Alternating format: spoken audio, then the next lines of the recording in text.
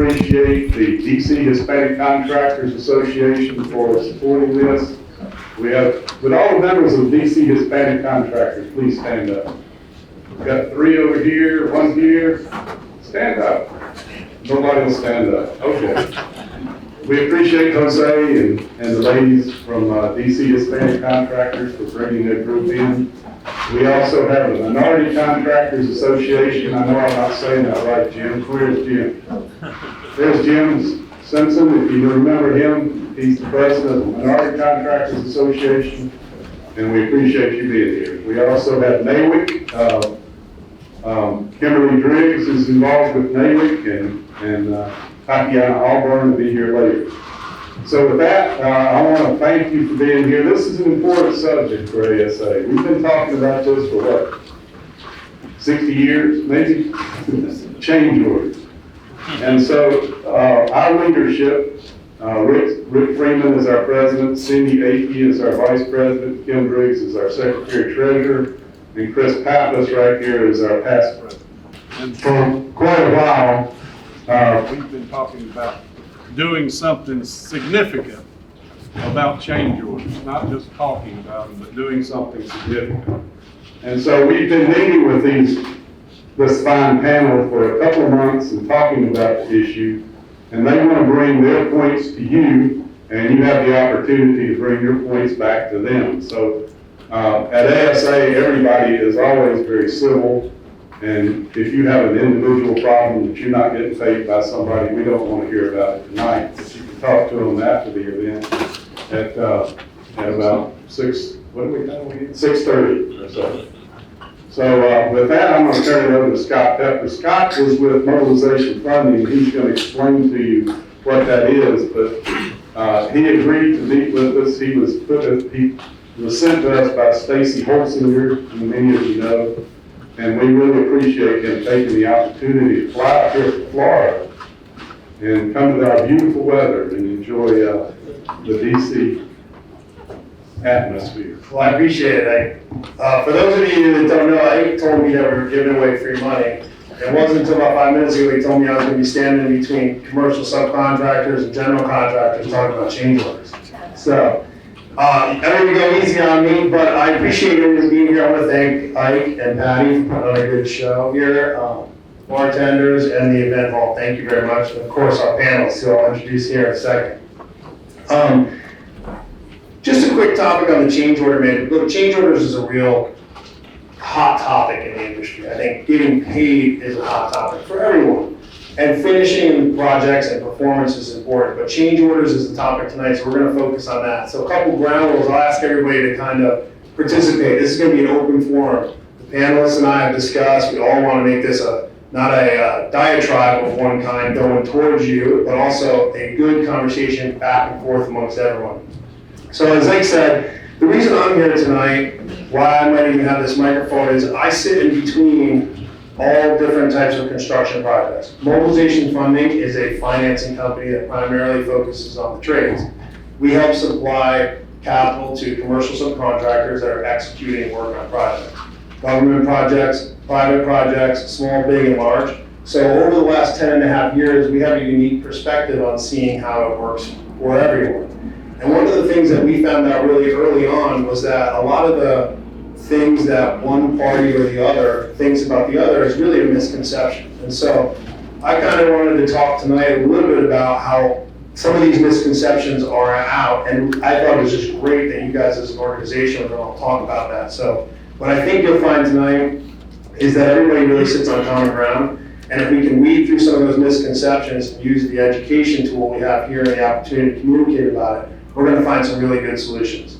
The goal of the panelists is to come up with 3 or 4 key things that everyone can do differently leaving here so that we can actually have a good solution for the change order process, especially here in your guys' market.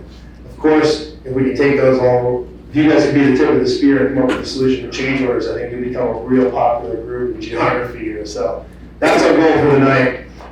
First, I want to take a couple minutes and just introduce each one of the panelists. I'm going to ask them to take 30 seconds, who they are, their company, their business. We have a couple of microphones here. And Tony, why don't you start us off there on the end?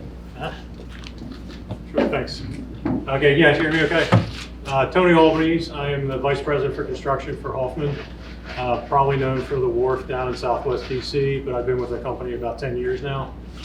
Previously, spent a dozen years as a general contractor, a couple of years doing some pre-con, and then 4 years as a subcontractor. So I kind of have a nice broad spectrum of the process, as well as being a part of the industry here in DC for 25 years now. So. I'm John Garvey. I'm Director of Construction for Elcor. We're a mostly multifamily commercial real estate developer in DC, Philly, and New York markets. Prior to that, I spent about 15 years as a superintendent for GC in the DC metro area. Hi, I'm Paul Elias. I work for Redbird, Executive Vice President of Construction. We're a real estate developer. Been there close to 5 years now, not quite. Then I spent my previous 15 years at JBG, now JBG Smith, and prior to that, 15 years for a large general contractor. So I have a real feel for, I wrote most of the contracts when I was at the general contractor and was a chief estimator for a long time, so I too have a large swath of what I've seen in the industry. Good afternoon, Brett Harton with Folger Pratt Contracting. Folger Pratt's a larger real estate company. We develop and build for ourselves. So primarily we work for our development company who goes out and sources third-party equity. I've been with Folger Pratt since 2002, and I have the pleasure of leading our contracting group at Folger Pratt. Good evening. My name is Tim Joseph. I work for Avalon Bay. We're a real estate investment trust, multifamily housing. We're a developer and we self-perform our own jobs. So I'm a director of construction at Avalon Bay. I started in the DC region as well as a general contractor, worked up through with developers and owner side of things. So that's how we operate today. Awesome, thank you. So there's 6 things that we want to accomplish tonight. I'm going to just read through them for you all. First is we want to figure out the change order process and how to ensure that everyone can get paid. And that includes everybody through the entire waterfall. How change orders are paid and what is the process for doing so. The process for analyzing a change order and approving and getting it paid. And then the types of change orders and what you need to know about each one. 5th is the 3 sides of the change order equation, we'll call that. And the last thing is the best practices we talked about. So if everybody can leave here with 2 or 3 best practices in your particular portion of the waterfall, that's going to be the key. So I'm going to start off first. I want to talk to each one of the panelists. Can you give a brief explanation of what your vision of a change order is? So I guess the best place to start is something that's merited, number one, right? We say merit is it in the contract or out of the contract? That's always the first question. And then number 2, is the pricing fair? So as the owner, I'm always looking at, did we buy it once? Number 2, is the price that I'm paying reasonable? Right, that's kind of the guidelines. So we get that from the general contractor with the sub backup, and we want to look through that proposal, and that's kind of where we start as a change order. Okay. Number 1 is always merit. That's always the first question I think. Is it part of the original scope? Okay.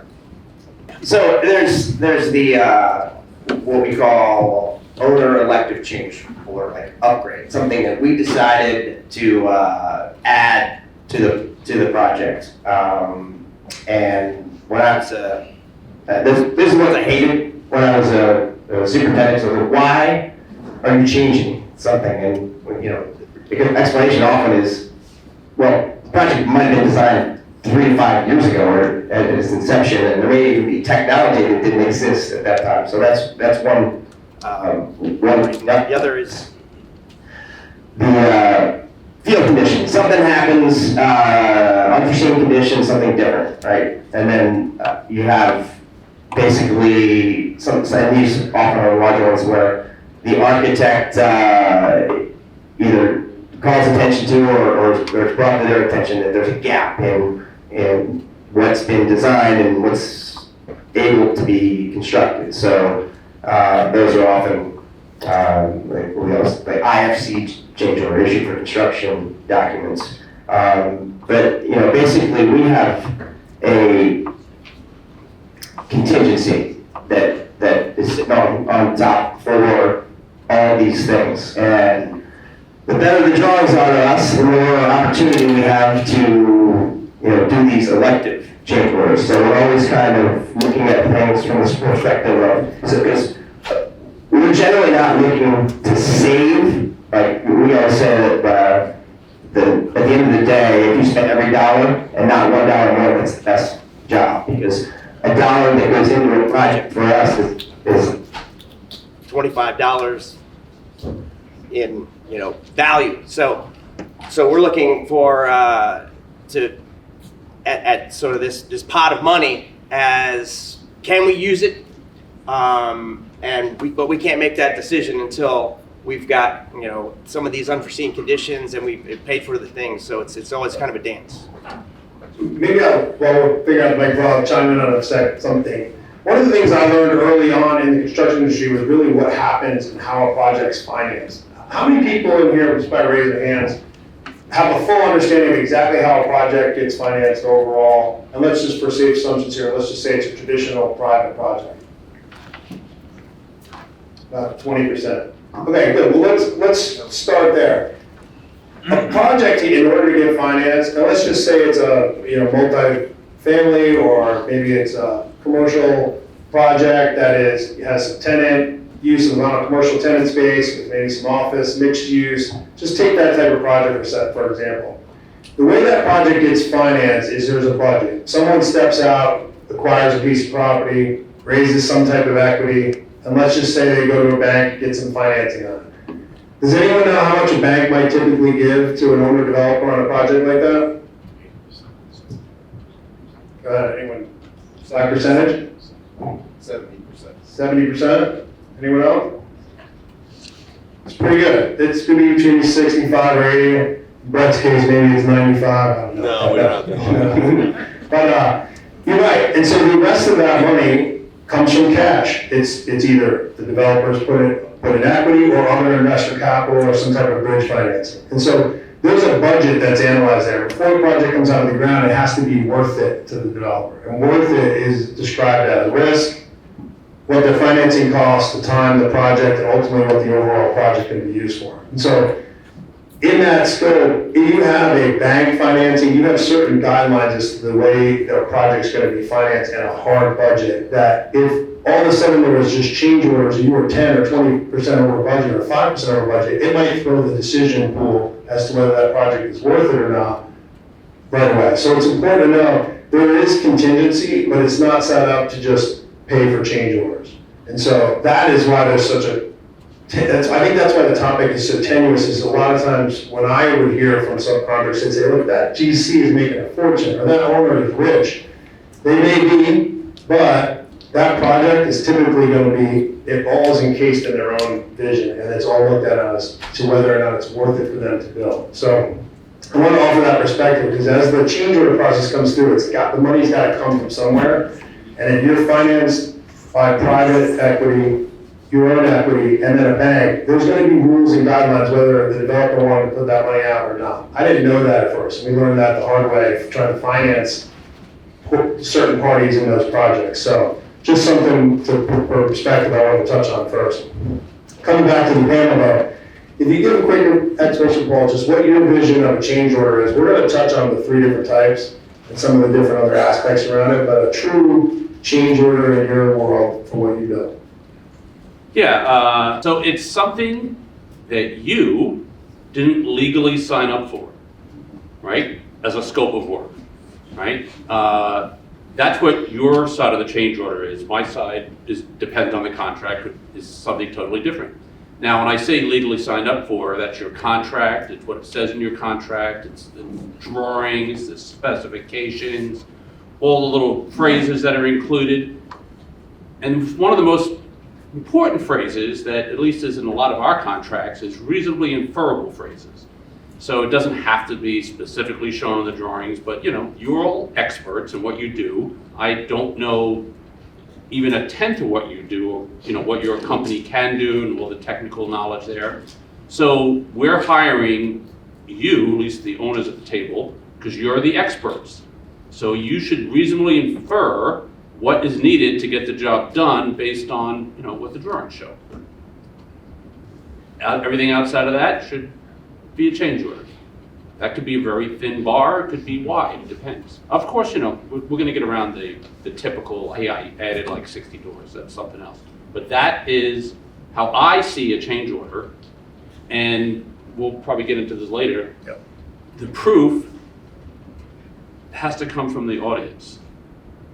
You know, that's gonna be really important, we'll dive in. No, all good explanations. The only thing I would add, I think of a change order as a contract modification. That's cost and or time, right? And that contract modification is typically falls into a couple categories. It's an elective change, either by the general contractor or the owner. That's outside of the contractual agreement. It's extra contractual. You also have issues that arise between a general contractor and a subcontractor where something wasn't purchased, Paul's point, it wasn't in the agreement. And then you also have a group of changes that sometimes can be disputed, right? Those sometimes are internal changes. Somebody else caused a problem. Now I have cost, I need to get paid for it. Those are typically back charges. So this is pretty much an overly simplified explanation, but it's a change order to me is a contract modification. It's a modification to your agreement that addresses something that's extra contractual. Tim, do you have anything you want to add? Well, I think these guys are hitting it, but it's a change of scope, which can either add or deduct from the job, right? So there's an agreed upon scope of work at contract. And if that scope changes, then there may need to be a discussion about who's going to be compensated and how. And that's generally what we're here to talk about tonight. Okay. In the audience, I just want to include just for a second, does anyone feel comfortable want to stand up and just give an idea of, from the subcontractor standpoint, when and how they go about the decision tree in determining whether or not something is a change order for them? Anyone want to raise their hand? Okay, go ahead. Thank you, Karen. Yeah, you're welcome. Thank me after I say this, I guess. So basically what happened is when a subcontractor gets a request to do a change order from the general contractor, they don't know if that, for example, state project, if that change order is being directed by the state to do the work, or if it's an omission that the general contractor forgot and is now putting the onus on the subcontractor to do, and then is going to file a claim with the state to get the money back. It could take 5 years, where the contract appeals can take 3 to 5 years. So the sub doesn't know. So we passed a law in 2016 called the Change Order Fairness Act, which prevents the state from issuing unilateral change orders. And if the state has an approved change order with the GC then has to notify the subcontractor within 5 days that their change order was approved with the state. Gives them the comfort level that, hey, we're all friends here, we're going to proceed with the work, we're never going to get paid. If they don't get that notice within 5 days, then the subcontractor knows that it's not a state order change order, a state directed change order, and they might have to ferret that cost out over a long period of time, which gives the subcontractor pause to say, okay, do I need to file a payment bond claim now? What do I need to do? Do I need to get more bank financing to finance the cost of this change order over so many years? It gives them the ability to act better with regard to their financial statement and to address underbillings on their financial statement too. Thank you. Does anyone have anything to add to that? So the way I define a subcontractor change order, and I think Karen touched on a few, maybe 5 or 6 different topics there, and what she stated does apply to a government or municipal project, and certainly state funded or federally funded in some cases. But a change order from a subcontractor standpoint, when we're financing a project, the way we define that is a change of scope. How many people in here would say that if it's a true change of scope, that's when your trigger is to file a change order? If you're asked by a general contractor to have a change order, something that they've agreed is a change order, then everyone agrees that's a change order. Is that correct? All right. is there a process, by show of hands, in your company that if you are notified from the field by your superintendent or folks on the job that you've been requested to do something and they don't know if it's a change order, does everyone have a process for analyzing that? About 20%, okay. So some of those types of things are what we're gonna talk about. You may hear me challenge this audience on at the same time while we're challenging the panel, because having those processes and some of those solutions are gonna be where some of these things lie in determining where a true change of scope is. Okay? And yes, doing something differently or a way that may cost more certainly could be a change order, but it might not be by definition of the contract. Okay. Let's talk about the 4 different types of change orders that we've talked about. There may be more, but they probably 4 fit in this bucket. Can anyone tell me what those are, or starting off?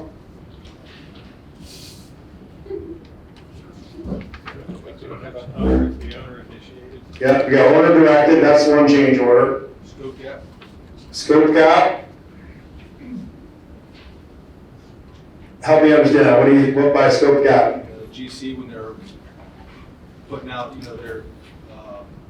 have 2 different subcontractors, and there's, on their scope sheets, there's some sort of gap in who's handling which work, which piece of the work. Okay, I think that might fall under good field change. I think you're right there. There's 2 others. Go ahead. It might not be within your scope, but for us, it can be a materials change, like changing from paint to thermoplastic, for example. Okay, I think, Twice. yeah, that could be an owner requested. It could be one of the third one here I'm looking at. Go ahead, Spence. Unforeseen condition. Yeah. Unforeseen. Yep. Site conditions. Yep. And there's one more. How about errors and omission by the design team? There you go, engineering and design. Those are the 4 key ones. Analyst, do you want to add any there? Time, I would add time. Time. Time. Time's a good one. Time is a Delay. good one. Delay. So there's 4 different types of change orders. I'm going to ask the panelists, if you guys don't all have to answer this, but one, you can pick one. Which change order is the easiest to manage? Owner directed. Does everybody agree? Yeah. Would you guys all agree with that? All right, so why is owner directed the easiest? Let's go back to the way a project's financed. If the owner agrees that they want something different, they're the closest to the financing source, they've analyzed whether they want to pay for it, they probably budgeted it, and they can go from there. Right, fair enough, okay, that's great. I don't think anyone's gonna argue over owner directed, that's pretty cut and dry. What's the next easiest change order to manage? I would add scope gap if you're willing to admit that you missed it, right? From the owner perspective? Well, from the general contractor's perspective, Yeah. speaking as a general contractor. Okay. If I bought A and B, but somebody needs to provide C, and I didn't purchase it from somebody, from either of them, then I need to pick a horse and pay them for that work. Okay. By show of hands, anybody in the audience, would you agree with that? How many have had issues debating scope gap? Okay. Well, Brett, where do you think the problem occurs most in that conversation when scope gap comes up?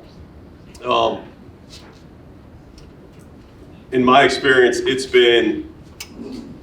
it's either poorly documented in written form in the scope of work within the subcontract agreement. So usually the writer at the time knows what they intend. They don't necessarily clearly communicate that in writing. And oftentimes the people who negotiate the deal and agree on the dollars, the time, and the scope aren't always engaged when the work is being executed.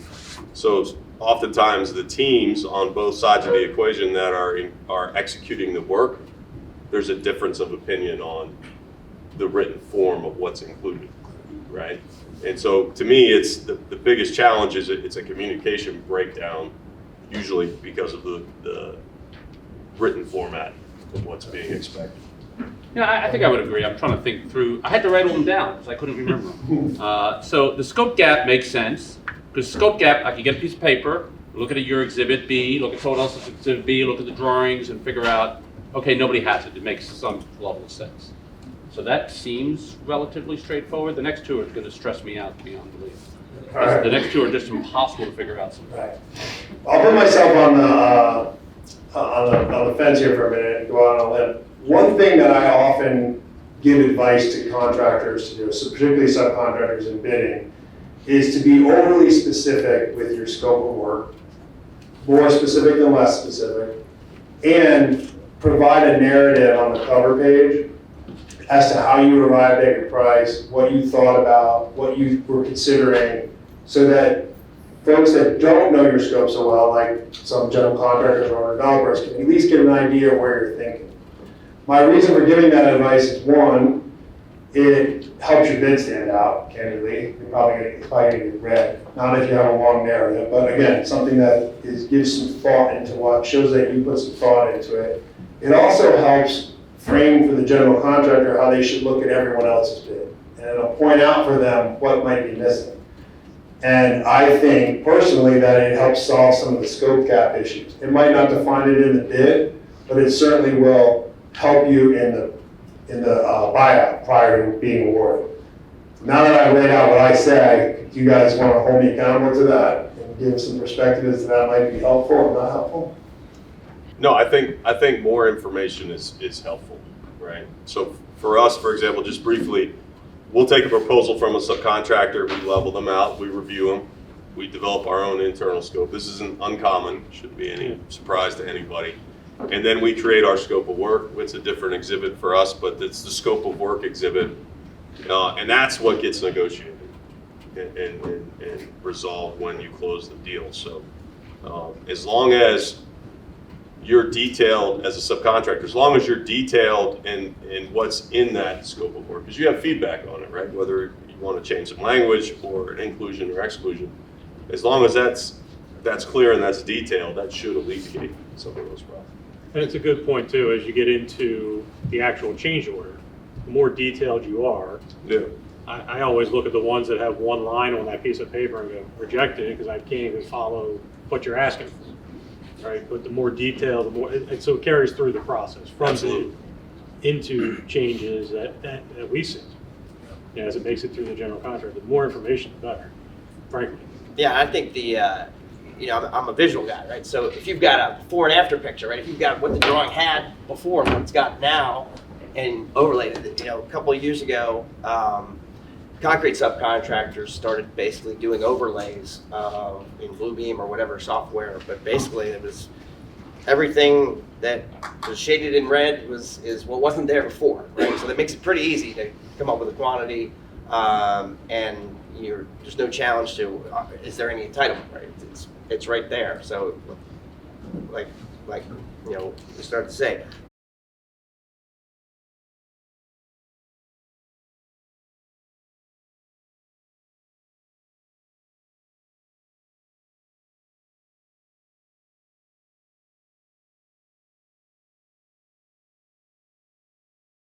GC, that deal is for the GC to go out and then hire the subcontractors, vendors, and make that happen. So the fact that the general contractor may have made an error in scoping out the work, that may not be a change order, may not even be a change order, it may be included in the umbrella of the agreement. So it may be a change order to a specific vendor that work has to be picked up. It's not part of the initial scope of work, but whether or not I even see that as an owner, we self-perform, so that's a different question. But if it's easy, if I'm going to hire someone to stack 100 chairs, and I hire someone to do 40, and I hire someone to do 40, well, we all need to figure out that 20 chairs aren't accounted for, and something needs to be done to get them stacked. When you're talking about 200 windows that have to have waterproofing and maybe masonry siding, and there's 6 different vendors coming to one point, now it gets a lot more complicated, right? And so the clarity of who's buying what and who's offering what in a contract ahead of time certainly makes it easier later. And sometimes, we're all guilty. Sometimes people are in a rush. Sometimes people will keep things proprietary because they don't want someone to know how much it actually costs to do that work, or they don't want maybe to give something away to a competitor. So early on in the proposal stage, if those things are gray or in the dark, it makes it very difficult to scope them. And then when everybody's having issues later, it's evident why. If you are having issues, I would say open communication and providing all the data that you can to support your claim and your cause. You know, we're all trying to have a good product and walk away whole, but you know, you guys are the subject matter experts. We are relying a lot on your input. So, you know, there's a lot of things that I'm talking about that are coming to play here at one time, but clarity of what the scope is, what you're offering, what you're entering into contract with or for helps to maybe alleviate some of these issues later. Can I jump in for a second? Please. I'm assuming that everybody here, because I live in my little world, understands that there's two pots of money where change orders are paid out of, generally. It's out of contingency of some nature. There's contingency inside, most times, a general contractor's contract. So they have their contract, they buy all the trades, and there's money left over. The owner puts that money in there, it's a certain amount of money. 2%, 3%, 4%, 5%, something like that.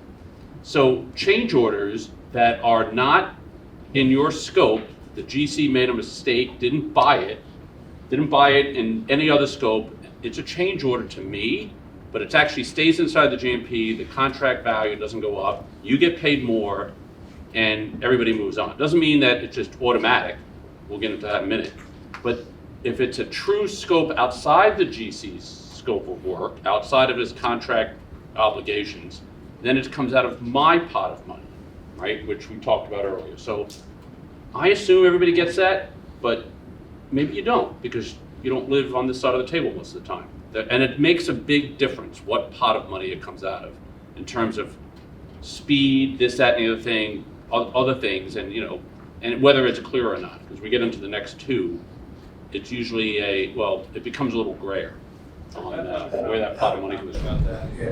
So, so when I'm sitting there and I'm a subcontractor, I assume you got the money. I don't care what pocket you're going to pay me to go do my job.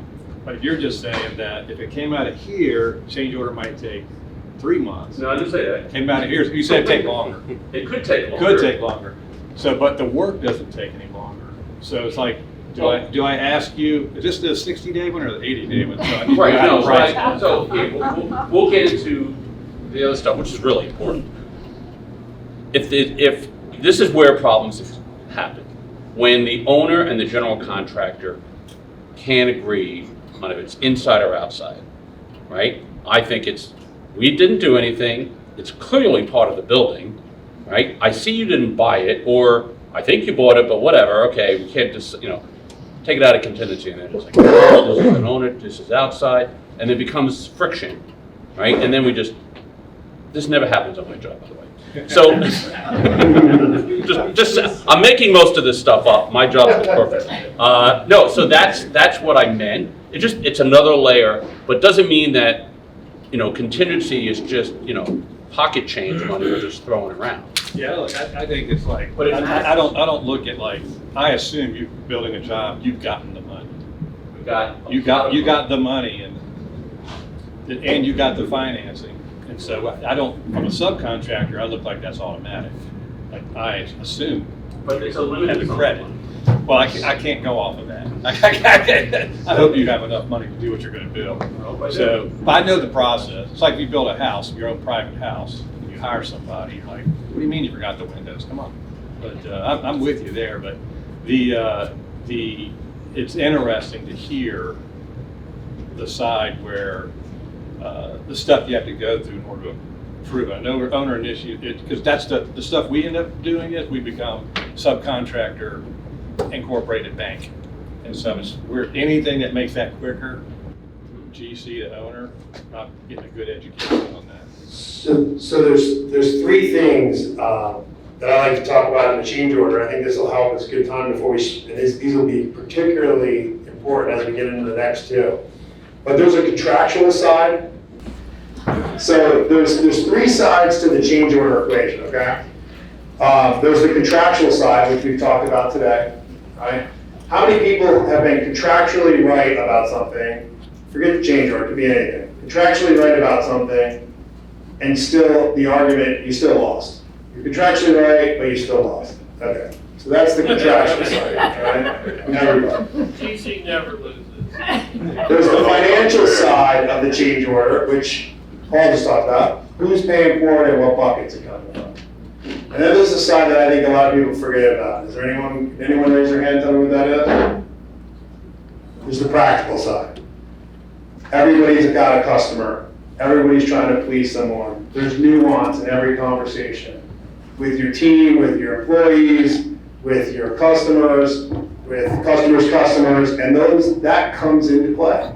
That's just a fact of the matter, and we have to talk about that. So, to your point, Don, and you made a great point, and what Paul just said about these two buckets, he said it's infinitely different. If he's got to really lay down and argue, pull one of his spade cards out with one of his owners, he may not get the next job. And it's foolish for anyone to sit there and think that however much he may be right, that he may end up losing if he's got 3 or 4 other bids out there. That works for a sub too, though. Correct. And so, that's right. So when I bring up the practical side, that's why it's so critical, because on the subcontractor side, who we see and talk to very often, we hear subcontractors afraid to bring up certain parts of change order work because they're intimidated by what may happen next to general contractor, or bidding low to get onto the project. And so it's really critical to pay attention to that nuance and get that part of the conversation on the table. I think personally, you guys are hitting around where the real juice of this whole meeting is going to come out, is having that conversation and saying, hey, what bucket is this coming from? What dynamics do you have to manage through with this? I want to ultimately get paid for the change that I have. I think it's a change. You may agree it's a change, you may not, but tell me, is this something you can agree on, but it's a problem of how hard, difficult it's going to be to get paid, or what? And let's have an honest conversation around that, because that nuance may be able to create a better solution ultimately for you to get paid, so that everyone can be right, but also not lose. Fair enough? So, to get right into that, let's talk about the next change order issue, which is engineering and design. So if there's an engineering and design change, how many people see that as a major issue? How often do change orders fit into that issue? 70%. A lot. Is it fair that in an engineering design change that the general contractor and subcontractor are more aligned in those problems? Fair? No? They're typically not, especially if it's a GMP contract, they're not, because they're managing the contingency that Paul mentioned. And usually, when a sub submits a change, there's no change. When it's a guaranteed maximum price, there's no change. The first line of defense is like, this is not a change. It's reasonably inferred. You guys should know, you should have it covered. That's typically what we see. It's based on the type of contract that we sign onto with our general contractors, you know? Even with an engineering and design change? Absolutely. I think that. Yeah. They're managing that guaranteed maximum price, and they have that contingency. No one wants to spend it. So the easy button just say it's not a change. You guys should have inferred that. How many people agree with that? Did you have a question, sir? It's interesting how we're viewed as the expert, yet we're not the designer. When the architect comes out with the design, and if I can just take a second and talk about the process, any bid comes out as 2 to 4 weeks. By the time we get it down to a sub-level, the question period is on top of when we get the bid in the first place. So if we get a chance to jump on it, drop everything we're doing, like we knew this was coming out, which we didn't, and get the question in on time, if we're lucky enough to do that, we'll be lucky to get that answer.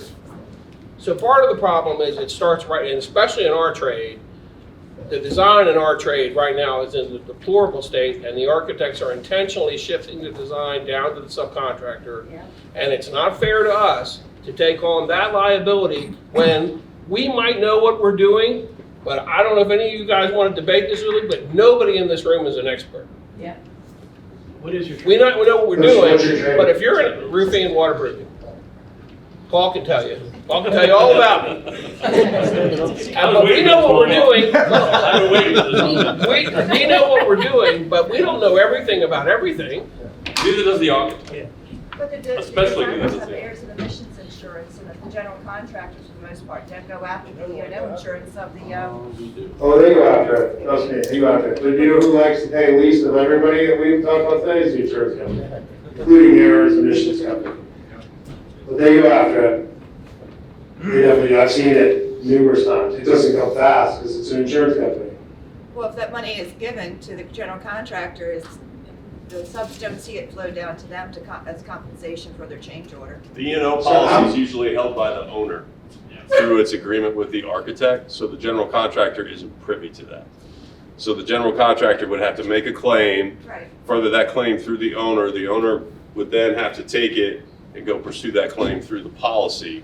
And to Scott's point, that's a lengthy process. It's difficult. Yeah.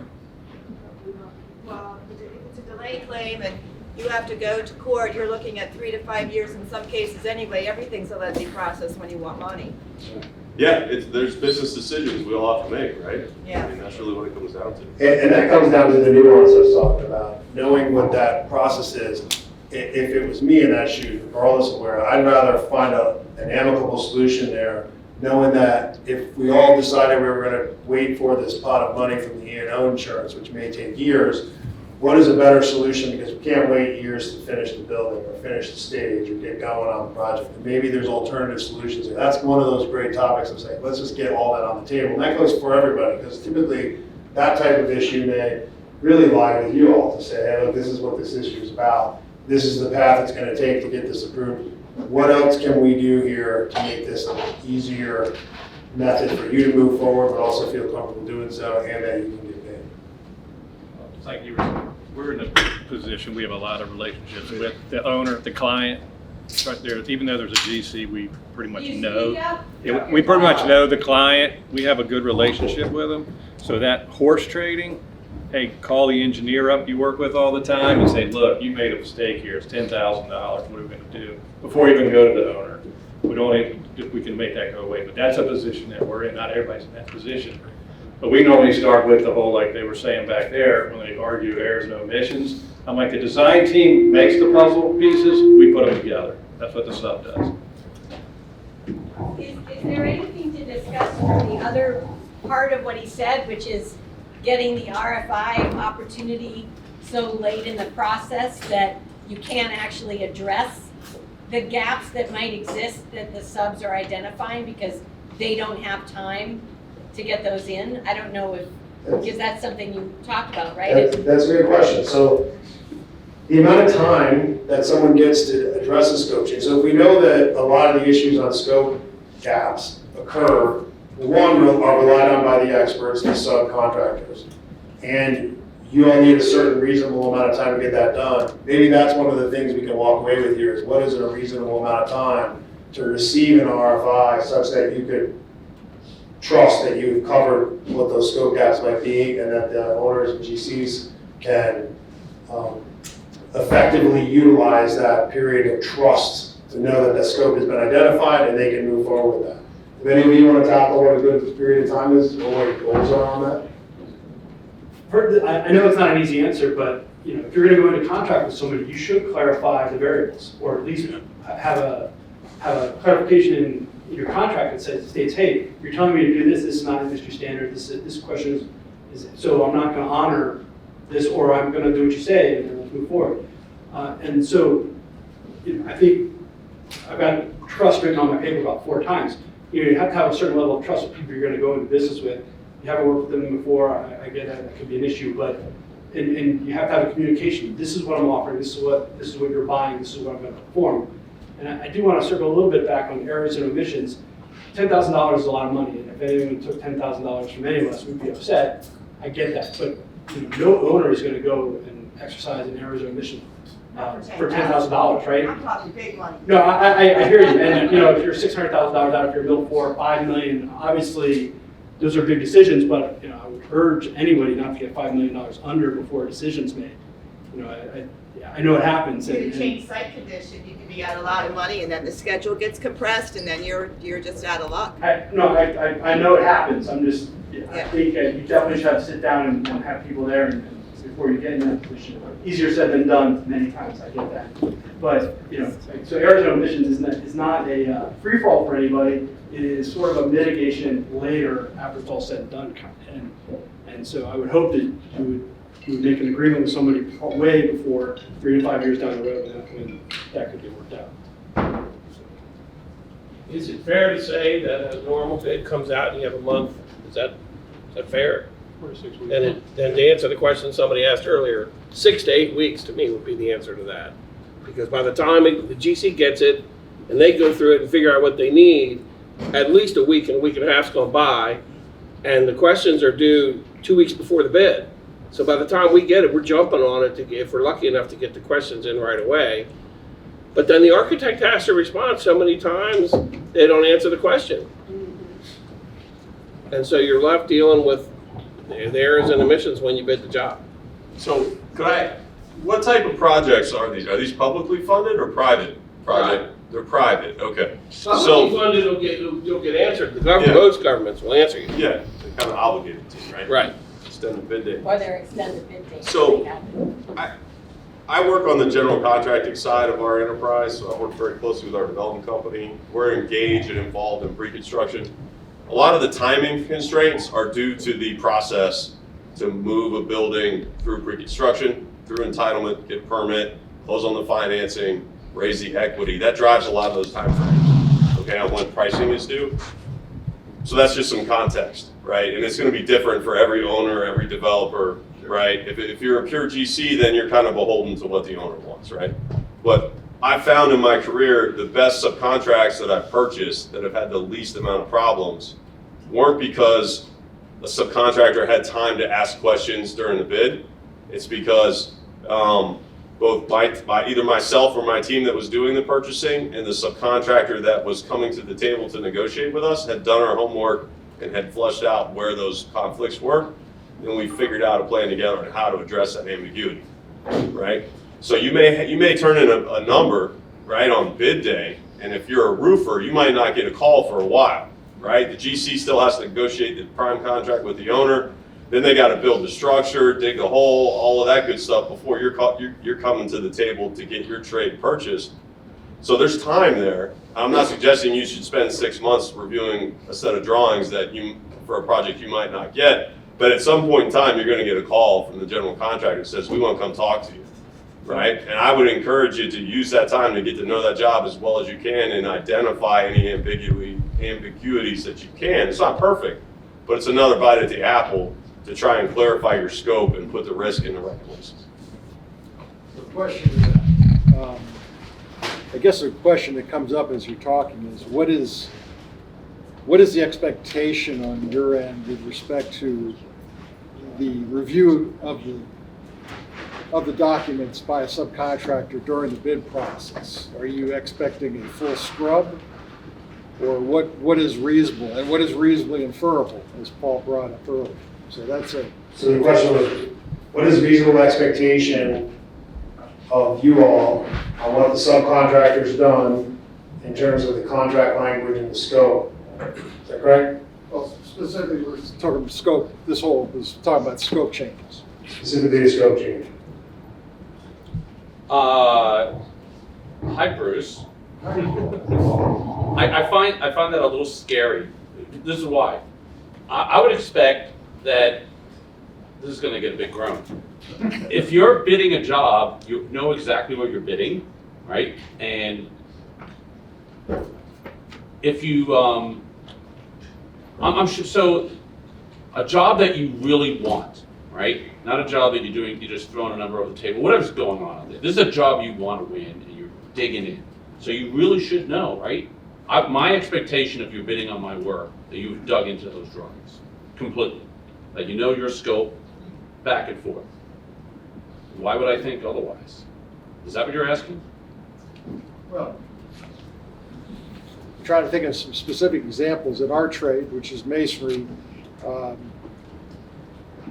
It's not likely in the time frame that I'm going to dig into the mechanicals, for example, and flush out every potential conflict that there might be between what I could infer on from the architecturals and what I could infer from the mechanicals, for example. for penetrations through your skin, for things like that. Yeah, no, I get that, but Yeah, but I mean, well, once again, I want to go against what John Madden said.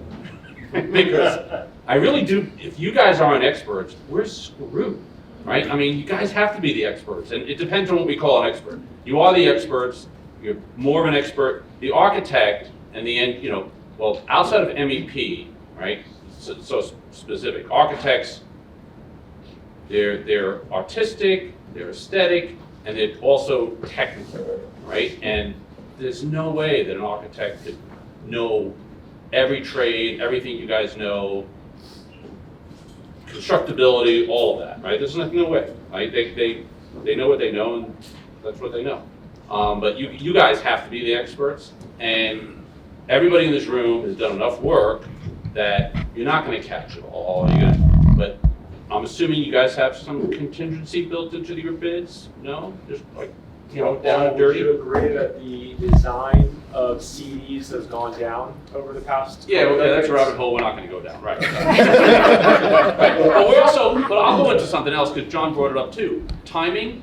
The timing of buying a GMP is extremely long, right? We set up, getting financing. So we start here, we try to get cheating insuring and blah, blah, blah, and get up permits and go through that thing. And the GMP is built over a course of 6 months would be short. It's built over time, almost a year sometimes.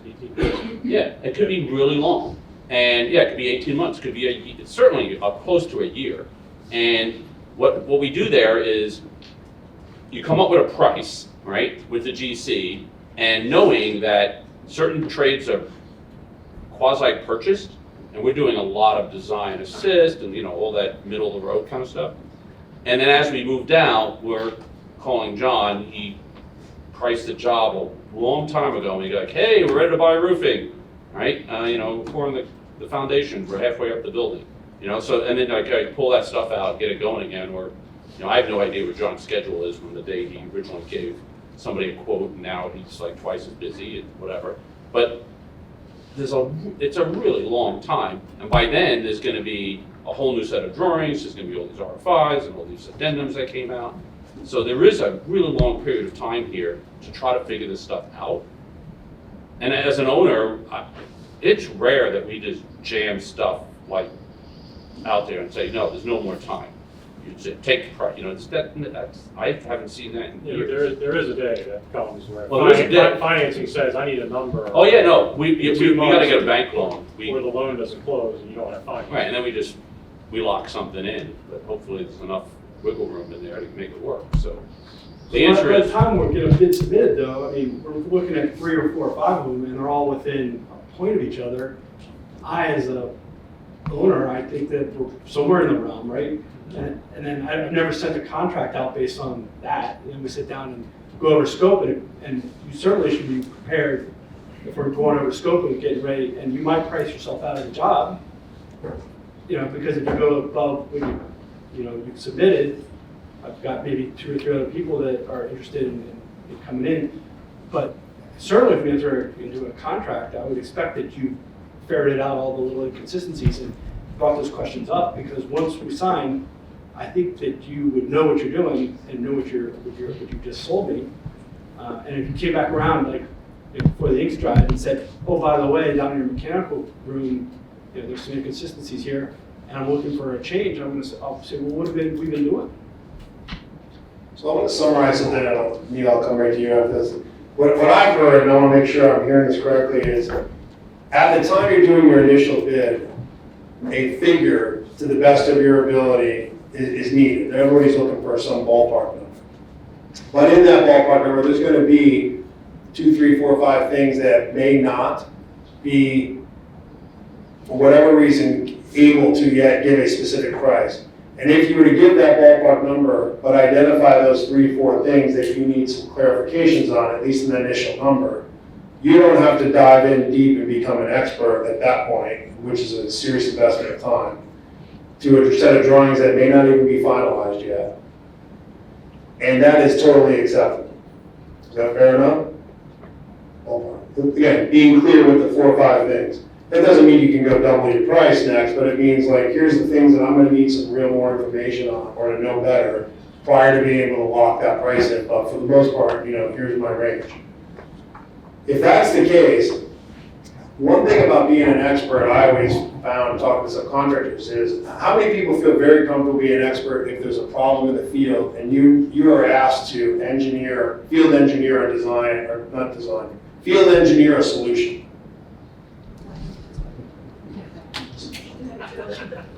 Comfortable doing it, but I'm not doing it. Not saying taking accountability, but I'm saying something's gonna work, right? Something's off, right? Okay. But that same comfort level of being able to do that before the building's built, with a set of drawings, with these other questions, is not the same comfortability as an expert. Sure, you're an expert, but not under those circumstances. And I think what I'm hearing today is point out what those circumstances are so that everybody knows where to dive in to what pieces to talk about when you're buying out a job and it's really getting down to the nitty gritty. That then can have a more positive conversation to help you narrow your scope, but also give you flexibility to show where your pricing might need to be adjusted positively or increased.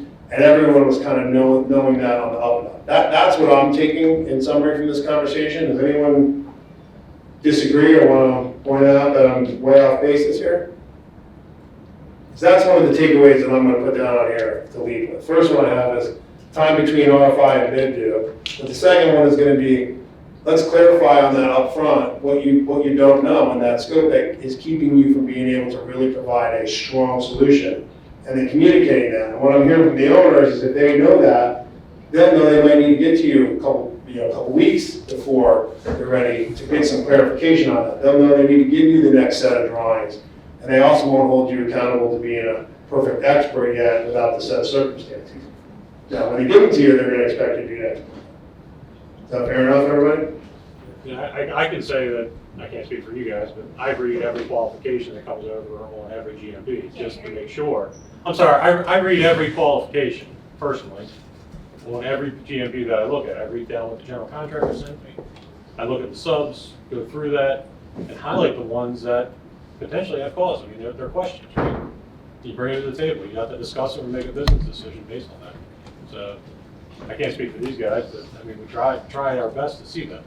Well, maybe part of the answer was talked about, as somebody brought up, is that after the bid time, before the GC agrees to their number, which is, can we say months later, if certainly weeks, but usually months later, why can't the subcontractor be more involved in that process instead of what, at least in my experience, is we're more hands-off, and we're called back and 3 months later, okay, we've agreed to the number and this changed.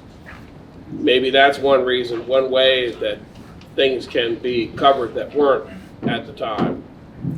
But back to Folger Pratt, look, if I can say, you guys are a little different because you're an owner-developer. You're not a GC that goes, and I'm not going to name the name, plans and specs, period. No ifs, ands, or buts. I want plans and specs. Yeah. What's your name, man? I'll write it down. John Madden. Yeah, John.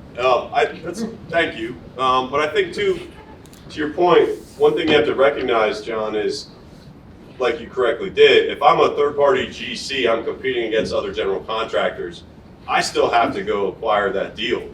Yeah, not right? usually though, right? Yeah. I mean, in today's world, it's usually, they've already done the negotiation up to when we get it.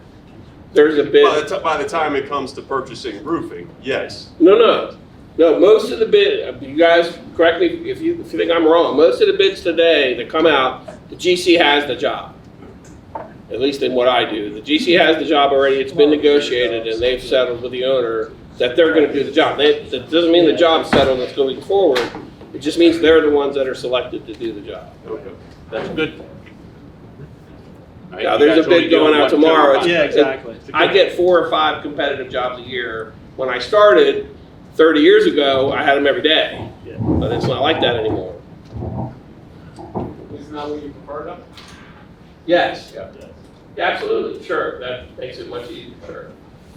All right, so we're gonna change gears a little bit, I'm staying on change orders, of course, but, so we've talked a lot about the different types, we talked about some of the problems, now we're gonna talk about the solutions to fixing it. And what I wanna talk about next is, what is the process that's followed to analyze whether something's a change order? So we talked about what might make it a change order, but let's talk about meetings. Let's talk about who do you speak to? Is the project manager on the same page as the ownership or the general contractor leadership? Let's dig in a little bit deeper there in the field. How many people think that the project manager is on the same page as their leadership team? On the general contractor. So you have a leadership team of the general contractor, and then you have a project manager. Of course. Yeah. So I asked that question on purpose because we see that all the time. We work primarily with subcontractors 99% of the time, and the project managers usually do not share the same culture that their leadership team does, or it's a difference. And usually the rub lies right there with the project manager. As soon as our subcontractor gets outside that project manager, solutions occur really fast. We see that all the time. And it's the first thing we encourage the sub to do is, hey, if you're not getting anywhere with the project manager and it's causing you pain or harm, I promise you there's someone above that project manager that is there for a reason and they want to hear and listen to you. And you have to make that jump, particularly if it's going to hurt your company or your business. So as general contractors, owners, developers, I didn't see one hand get raised that disagreed with that. Does anyone give everyone another chance? So there can be a rub sometimes with the project manager field level and the general contractor leadership. How do you guys address that as general contractors? How do you communicate to your project managers how to bring change orders from the field of the site to you or to your leadership team? What's the question? Question is, how do you empower your field team to bring change orders or the conversation around change orders to you? Like the owner's field team or the field team of the GC? GC. May not really come to you. I'll jump From a general contractor. I'll jump in on that. But you know what I'm asking? Yeah, I'll jump in on that. I think it kind of speaks to a couple things. One is, the entire construction industry is based on money and relationships, right? Money's got to come from somewhere, and you do business with people based on your relationships. At least that's my personal belief. So from that standpoint, it's important to have a relationship with the people you're doing business with, right? So before a project gets to the project management team, at least for us, I like to think that we've established relationships with all of the key subcontractors that we're doing business with. So that if there is a breakdown, there's a line of communication there. But at the field level,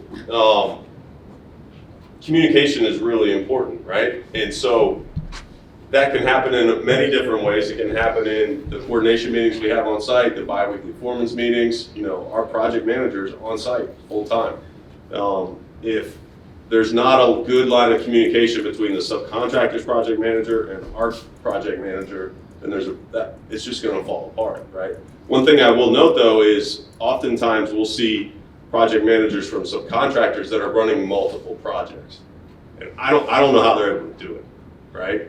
And so I can't imagine if I'm a project manager for a subcontractor and I have 10 different projects I may be overseeing. It's probably different for everybody, but you've got 10 different project teams, 10 different personalities, 10 times 1,000 problems, right, on each project. I can see where it breaks down. But there's the requisition process, submitting your pay applications, it's written communication, it's a relationship, submitting a list of your change order or your outstanding issues monthly with your rec, forcing a conversation on that, finding a way to interject yourself or participate with the general contractor in change order resolution meetings with the owner. That's really nuanced. We could talk about that for an hour. But there's many different ways, but it all starts with proper communication. So I don't know if that answered your question, but Well, how many people feel comfortable bringing up change orders and issues you have beyond your project manager for the general contractor? At what point in time do you feel it's appropriate to take it above the project manager? Based on time. No response. How liquid is the job, as a percentage of the contract value, how deep are they into you? If you're into a job, you're a year in, and you've been in negative cash flow the entire job because change orders aren't being processed, then that's going to go up the ladder.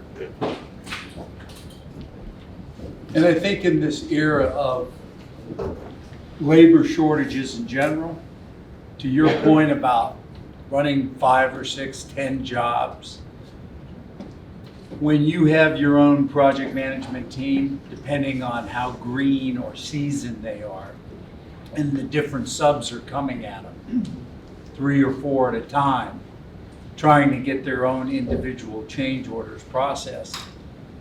Sometimes your PMs, again, can get overwhelmed. Sure.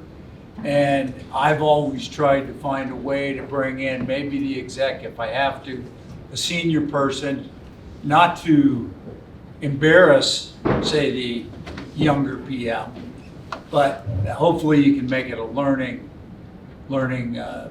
condition where we can say, look, here's whatever the problem is. Yeah, you have to manage the relationship with that general contractor and their executives, but you also need to manage it with that project manager. They may be around for a while, right? So you have to manage that relationship. Well, how many people, sorry, go. No, go. I'm just curious, how many people know, like, what the status is of your change order once it's submitted? What I mean by that is, you know, has it just gone into the abyss, and it's is it sitting on, you know, a project engineer's desk, not processed? Is it into the owner and the owner's been sitting on it, or like how many people know once they submit? Like is there a monthly report that you see that tells you what the status is? No. So I mean, maybe this is I mean, you have to, in my mind, what I you know, I'm going to develop an individual log, and I'm going to have a series of correspondence, and I'm going to have them just simply numerically itemized, and you're going to see dates and times, and you might even see revision numbers. And it's just me giving them a monthly reminder of where we're at. Where are we with this? I mean, I'm dogged that way. That's my attitude. I'm just trying to bring issues to a forefront. But your answer the question. The point is, no, we have no clue where it is on the GC side. We have no idea. Are you asking, John? We ask and we get the answer that it's in the general contract, the owner's reviewing it, and that might go on for 6 months. But you could, Jim, that's a great point. You could certainly ask, what's the potential change order number? Or what's the change order request number? Right? When was it submitted? Right? So for us, those logs are really vital for us. If my team's doing their job right, I should be able to go to them with your log and say, where are every single one of these at? I have no problem asking the question, whether it's a funding issue, whether it's, you know, what's going on, trying to understand on the other side, be it the owner. And there was one other variable that I probably should have said something when you go back to the errors and admissions. What has happened, at least in our business, and I'll say from the building envelope, we're a smaller part of these contracts, but we can be 35% of the litigation related to the inevitable roof leak. And we all know that that's a mythical beast, quite frankly. Moisture, you know, can come from anywhere. Now you have the advent of the third-party owners outside of the design team, or I should say consultants, that are reviewing design team inputs.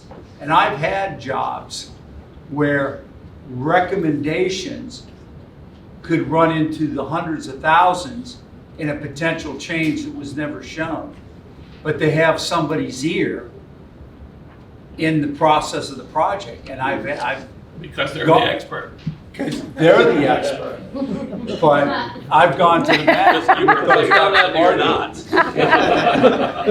So that's another variable, at least in the DC area, that has become bigger. You had a question. Yeah, the question would be, just in terms of statistics and analyzing, how long are average change order between 50,000 and 250,000 sit on your desk? Not the general contractors, but yours.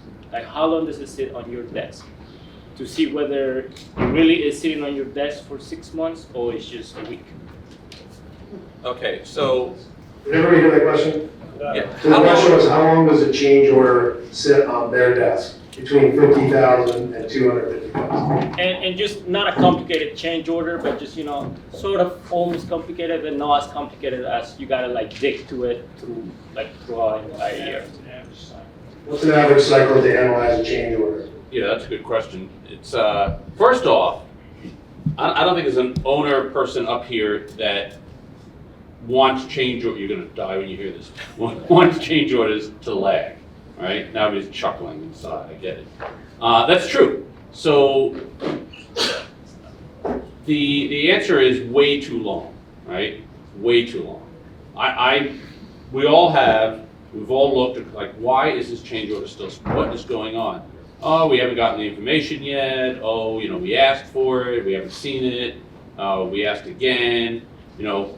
So from my perspective, right, and I kind of get what you were asking me before. I was trying to figure it out. Like, so I have a young project manager on the general contractor side who wants to be a hero, and like we try to drive, like my people, we try to drive, like we don't want secrets.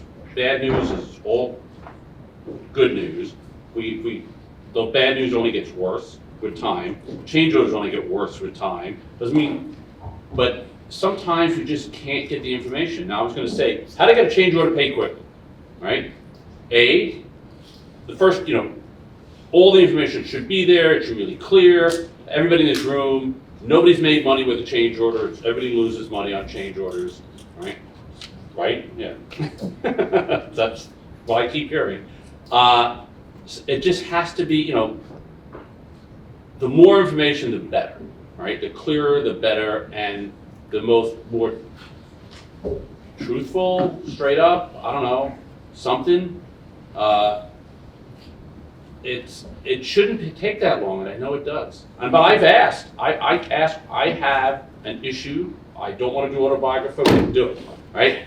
I've asked and asked and asked about a particular change order, and it's going on since September, right? And we're not done, and I'm not happy, right? And it's going to cost me money, but I just want it done. Just want it done. But who are you asking? I'm asking the subcontractor. Okay. Specific. Because the question was, how long does it sit on It doesn't our sit on my desk, desk. right? It doesn't sit. It your should answer is not it doesn't, sit. right? But there are owners that it'll sit. It'll sit forever. I don't know why. It shouldn't, right? It shouldn't. There is a plausible explanation. Go ahead. So in cases of large projects where you have, you know, hundreds of change orders and that change order count is getting pretty sizable. I mean, in our experience on one particular project right now, we hit the $500,000 mark. Some of those change orders were sitting for a year, and now, you know, we could see what was happening. They now want to cut a deal. Well, we're sick and tired of the project. We're willing to get anything at this point. We can't, they always hide behind the coattails of the owner or the owner's rep. Well, we can't, you know, communicate with those people. We can only communicate through the GC, and the GC just responds saying, oh, it's with the owner or the, you know, the owner's CM or whoever it is. But we have no direct, you know, relationship or means of communicating to raise our own concerns. So we're just funding the project for, you know, an extended, unacceptable length of time on particularly larger projects. Do you have an opportunity to go above that project management team? Do you have a relationship? Yeah. So I'm not a internally? project manager. You know, I'm not at the PM level, but our owner will, you know, speak to project executives only as far as he knows. I mean, we're talking a large general contractor in this this particular case that I'm using as an example. He can only go so far up the leadership chain, but there may be many more layers of leadership before you get to, you know, anybody that's going to make a real impact. But again, like, you know, we have to continue finishing the project, and we're not of a size that we want to go to, you know, into the courts and start battling this out. But, you know, that's what I see all the time. One thing that may help you is when you get the job, right then ask for the complete team from the top down. Give me your whole team on this project. Yeah, I mean, that particular project's got lots and In a lots and situation lots and like lots of that, issues. what would you guys suggest someone do? Well, I would start at the beginning, because I'm not hearing that there's a huge understanding of how a change order is going to be administered in the field before everybody starts. And I think that that is a worthwhile conversation that you should have before you enter into a contract. I'm sure it's in the contract language, but I'm hearing a lot of people go forward and execute the work prior to getting an assurance that they're going to be paid for it. And I understand the field can be go, go, go. I get that, but on 10,000, 4,000, it adds up. But on $500,000, I would expect that there would be some sort of paperwork back and forth saying, hey, we're going to release you to do this work. We see that it's a change of contract. Or, hey, this is still in gray, we're going to sit down and talk about it. But there should be clarity on your part before you go and, I understand, people talk about financing a job. I don't think the ask is there for you to do that, but there should be some understanding of how you're going to proceed, with the administration of a change order. Well, but it's also an example of who's got the goal, right? Because as the job's being progressed, the subcontractor has the goal, because you need us to install the work. Once that timeline gets closer and closer to being finished, we're losing the goal, as the expression goes, and it goes to you now. Now let's say we're done. Now we've got to negotiate these changes, and the job's done. I mean, I wouldn't suggest that anyone get into an adversarial situation. Obviously, you want people to dig in, you want people to, remain professional and get the work done. But there's some leverage too. They need the work done. You need to have the work paid for, and there's a time ahead of the work where you should clarify as much as you can. Again, I understand the field can be very difficult, but before proceeding, I would try to get these things ironed out. Yeah, did you have a question? Yeah, I mean, some of it you guys have touched on, but when you submit change orders, like many people said here, you don't know the status of them. And a lot of times our contracts say you gotta proceed with the change order work, whether it's approved or not. Yep. And then in the end, you're done, and you're like, okay, well, we went to the owner, he's only willing to pay 50 cents on a dollar for this. We're given a direct to proceed order, we're to start them no matter what it is. And you give them a We have to price. start, and if we don't start, then we're breaching contract. But not to sound adversarial, but I'm going to though. But you agreed to that when you executed the subcontract, right? So I don't like it. I don't like that. We don't run our business that way at Folger Pratt. We don't. But I could certainly understand how some general contractors will use that as leverage, right? So you got to be careful what you're signing up for. But also at the same time, if I'm you, I'm saying, well, then I'm never going to get any work, right? I got to sign something. So that's where money and relationships come into play. But you said you don't know. Sorry. Another scenario that happens, like you're talking about being better at analyzing your bids and all that. Well, this happens to us all the time. I don't know about other people here because we're at the end of a job. And tends to be we bid it a year ago and they call us up and say, okay, we're ready to award you guys. You were at 100,000 or whatever the case may be. You want the job, we're ready to go. We look back at our bid. Yeah, we can still do it. Then all of a sudden, a month later, the contract shows up and it refers to a whole new set of drawings that came out since the bid. And now we're in a pissing contest. Well, you're going to sign the contract or not? If not, we're going to go find somebody else. That's a poor purchasing process right there. Happens all the time. Really?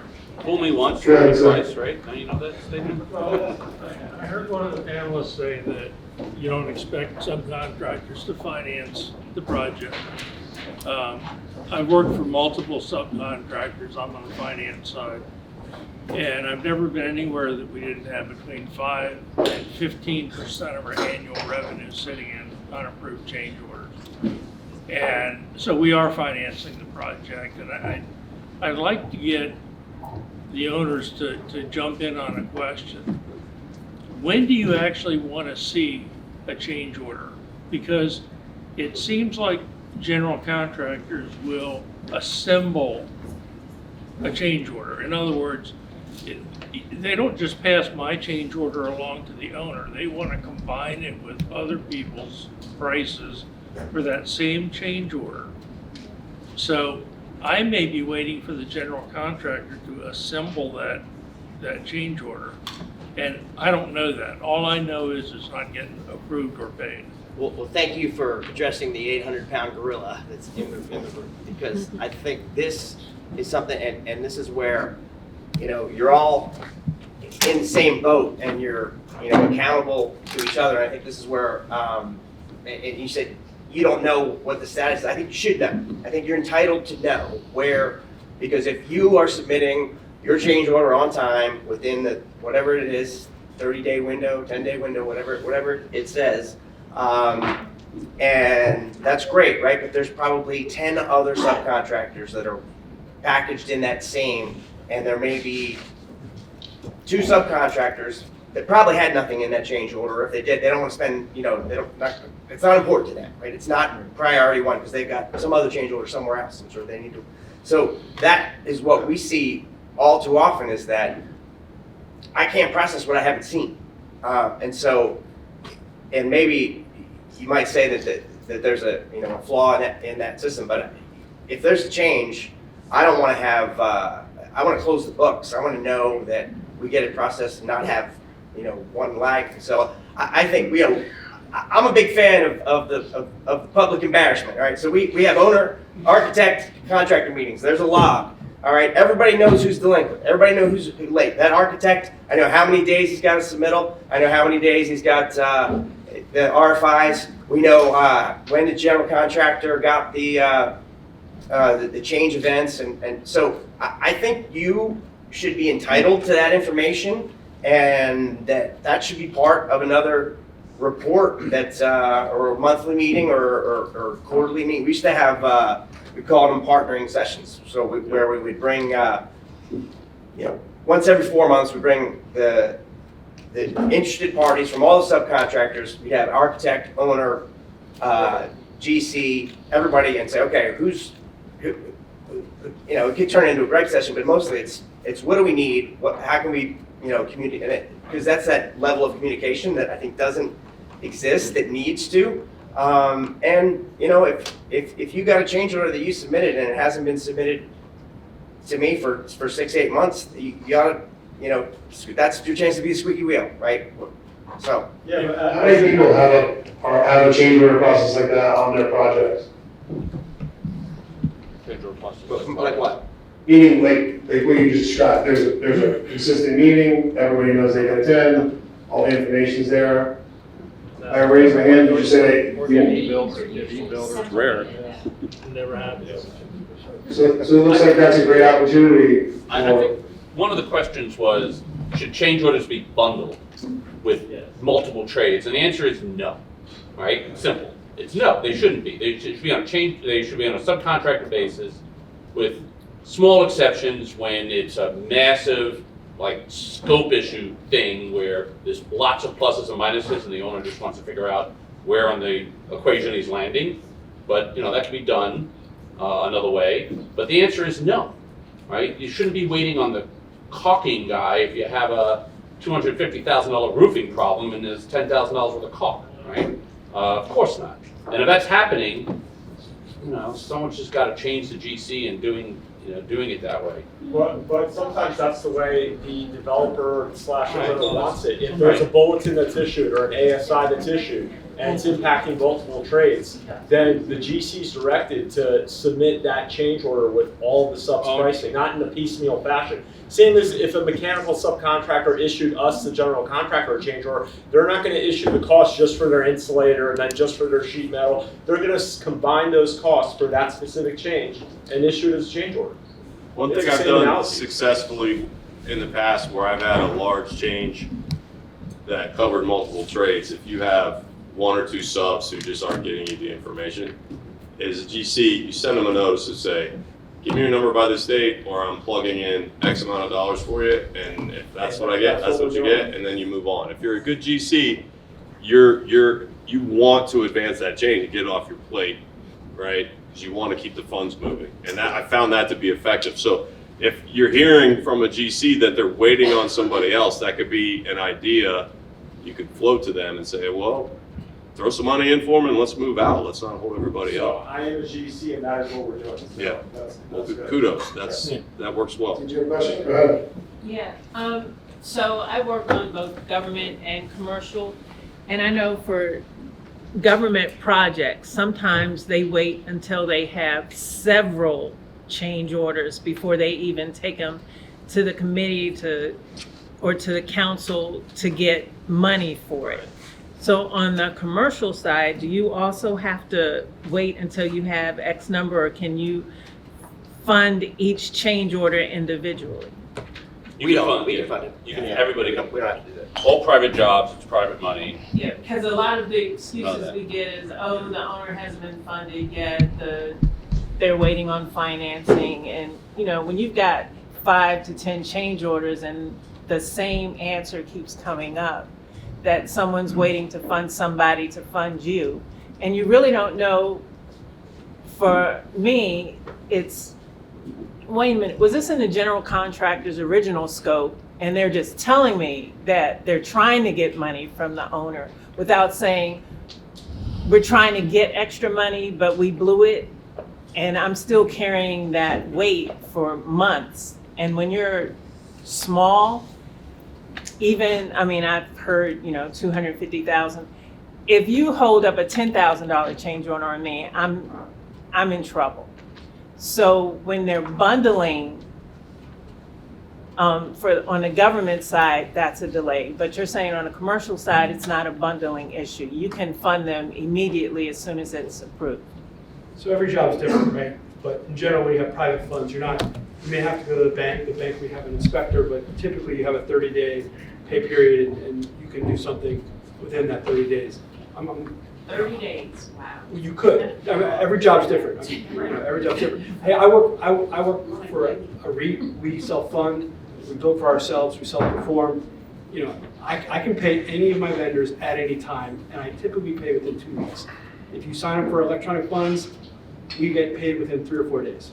All right, so it's rolling. As soon as you get paid, you can bill again. That's how we're set up, and that's what we choose to do because we understand that it matters, and we understand that kind of cash fluidity can be beneficial to everybody. And so, you know, my PMs, myself, we manage all change orders. Obviously, we have a budget like everybody else, but everybody can help themselves when change order requests go out by submitting in a timely fashion, in a complete fashion, well documented, well supported.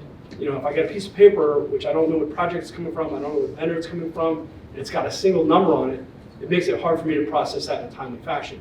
But if someone gives me a professional submission with all the points addressed, all the scope indicated, the materials laid out, the labor laid out, the tax laid out, and you know, and the lead times. Hey, this is going to take me 6 weeks to get. I can't execute tomorrow.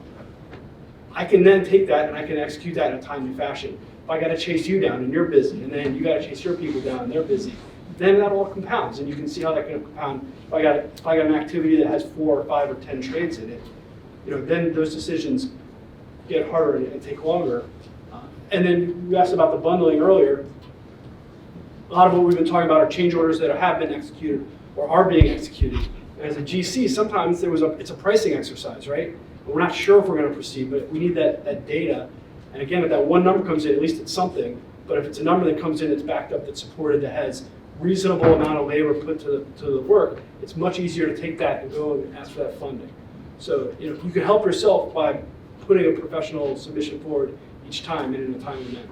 And then the other side to that is when there are multiple change orders on one project, and all you get is there's a change order, look it over, see if there's anything in it for you, and then the next one, look it over, and you've gone through like 5 to 10 change orders that may have nothing to do with you. Or as Bruce was mentioning, you know, you're looking at the architectural side. I was like, oh, maybe I should look at the mechanical side to see if there's something that happened on the mechanical side that's going to cost my architectural side to have to price it.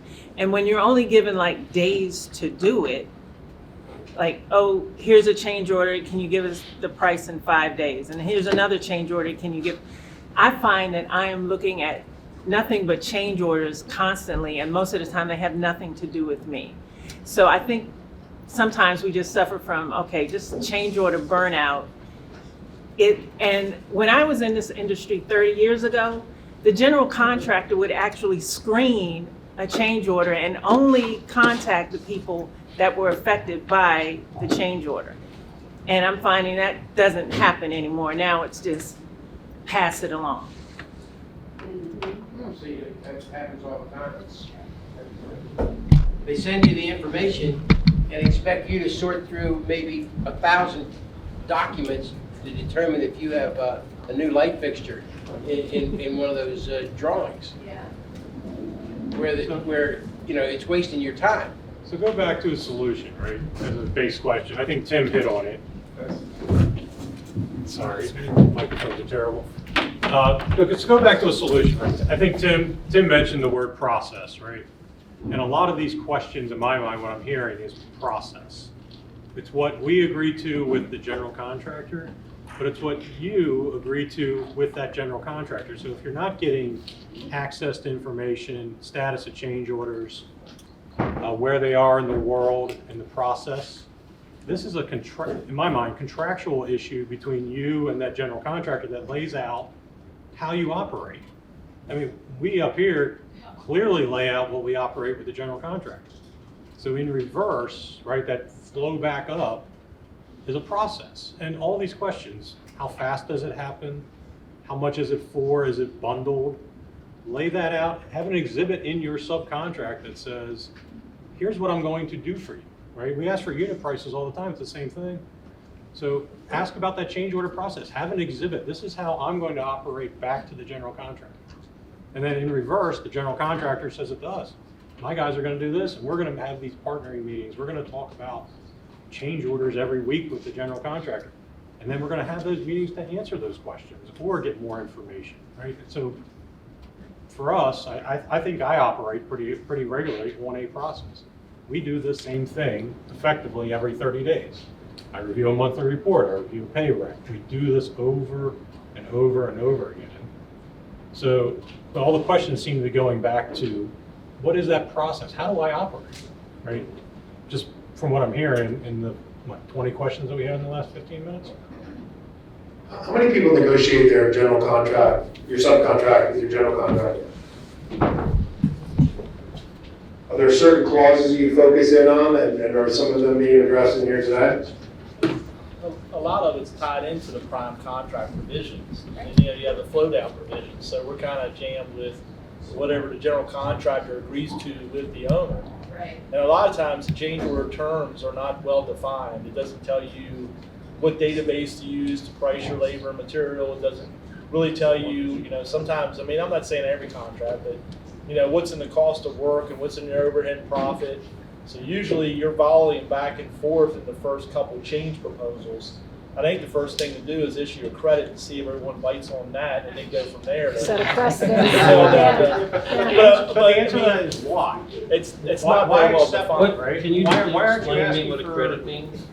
Ask for more, right? You have that opportunity in the contract negotiation. Ask the why, right? It seems to me that I would say that general contractors don't feel the pain of the subcontractor as much. I mean, we're the ones spending all the money. We have the labor and material tied to it, where they just have their fee, and so they don't have they don't have a cost of labor and suppliers and supplying big mechanical equipment and stuff like that.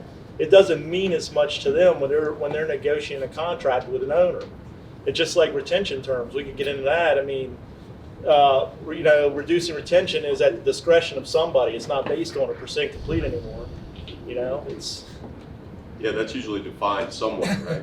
What I would suggest is, it's not unreasonable to ask a general contractor for a redacted copy of their prime We do. contract. We do. It's good practice. It's really good practice. And if they're shady about giving it to you, then you might want to consider working with somebody else. We get it. We get it. It's just not very well defined. It doesn't tell you the game rules on pricing a change order, and you just go back and forth, iteration after iteration. If someone would if the owner and the general contractor would spend more time defining what you want in a change proposal, and how a mechanical contractor and electrical contractor should price it, and what kind of breakout, what database that they're going to use, and all that kind of stuff, it makes it so much easier. Hey, we're going to use MCAA labor database, and material cost. I would love to see that every time I see an electrical change order. This is the way we set it up. Yeah. Well, but it should start in your scope of work with your contract. Hey, this is how we're going to submit, and let them tell you you're wrong. They do. Okay, well then you have a discussion. I mean, at least that starts with it. But if a subcontractor comes to me and says, hey, this is how we price our change orders. This is what we're going to do. This is the level, and if I accept that, then I would take that upon myself as okay.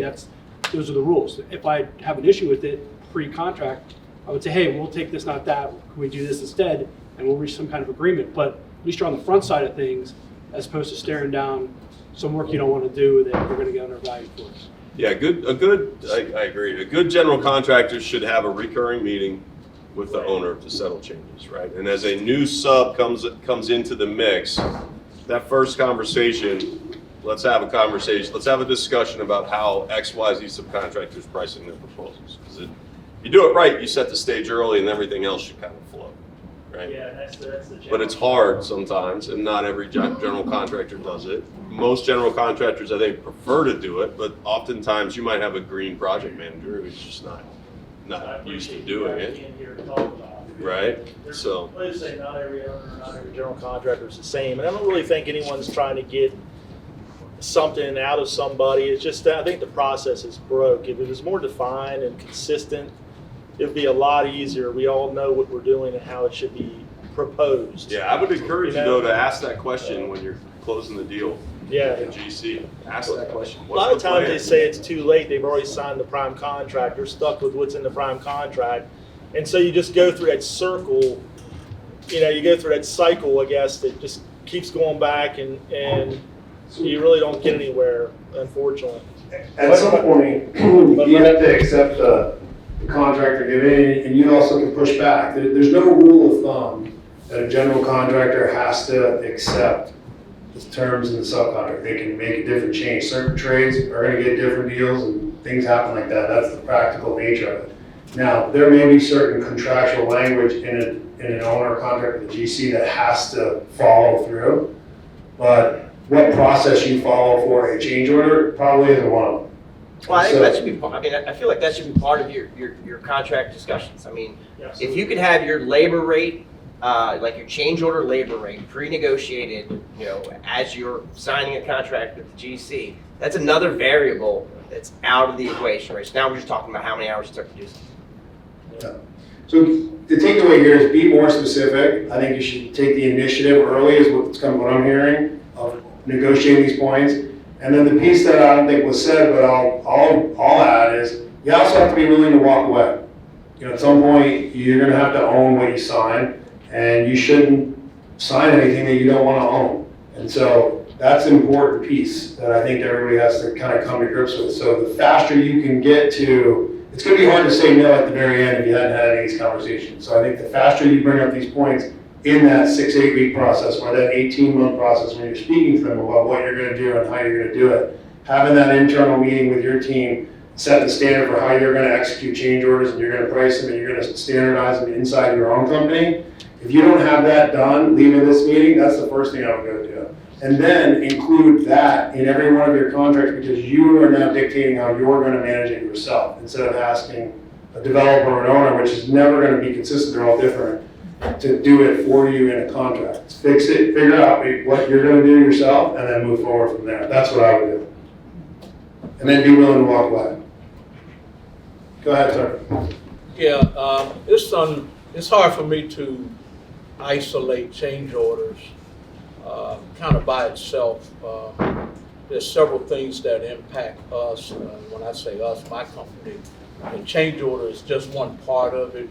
We're talking about other clauses like pay when paid, pay if paid, retainage. When you add all of them up together, it's really a very complex way of doing business. But I wanted to ask you guys, I've been in the industry now 51 years, and I'm trying to understand, and I haven't heard much conversation about overhead and profit and who determines that percentage, because for me, at least the jobs I do, that percentage is going down. We don't make money on change orders. I don't want change orders, but because the documents that I've seen over the last 15 years, most of them come out, they're not complete.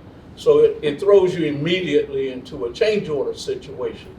But then you start talking about overhead and profit, and it just seems to be something that no one talks about anymore.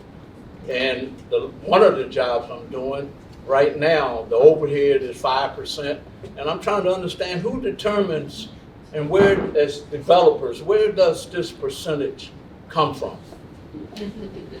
I can tell you I have a whole chapter in the book about determining your overhead and profit and how to calculate it into a bid. Do any of you guys want to talk about it? I'm Go not ahead, opinion Tim. on that. I was in living in fantasy world a few minutes ago.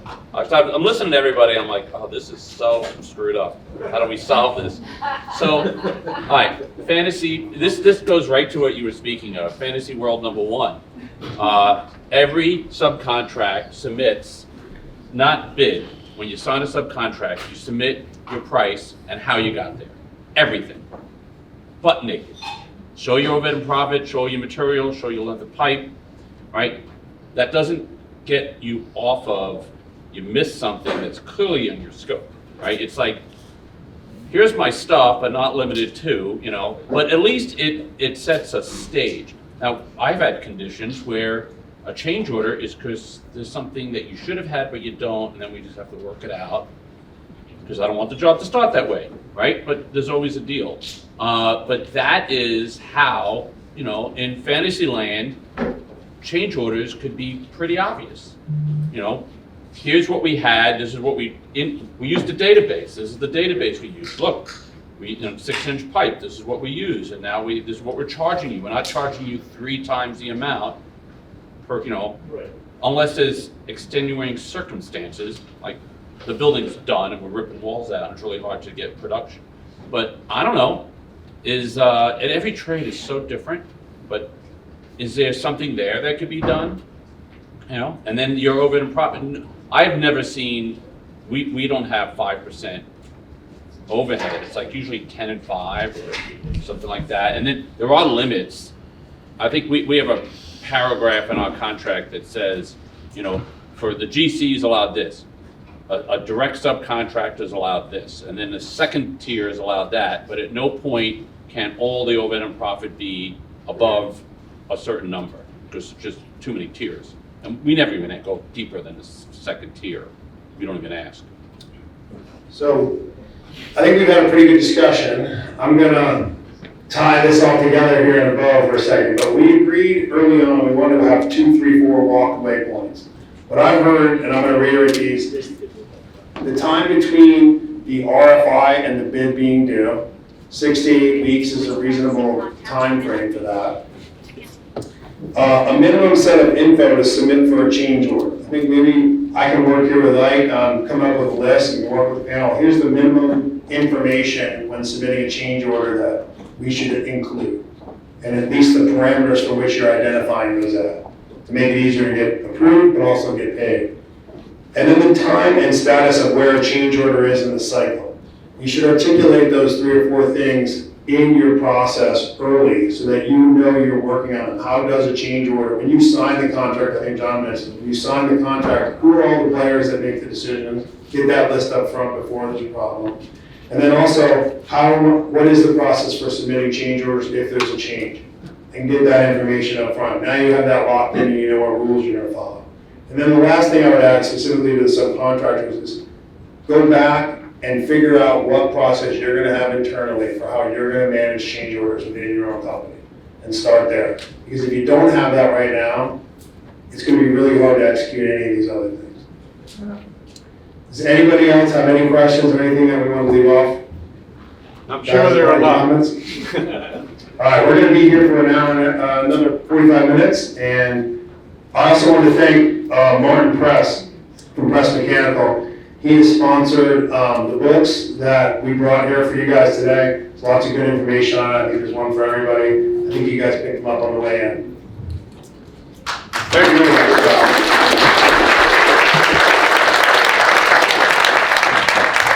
Outstanding. Thank you very much. We have some time left. Be sure to find out what is going on at ASA over the next few months. If you have any questions about membership or events, please see Patty, me, or any member of the board of directors. Thank you for being here.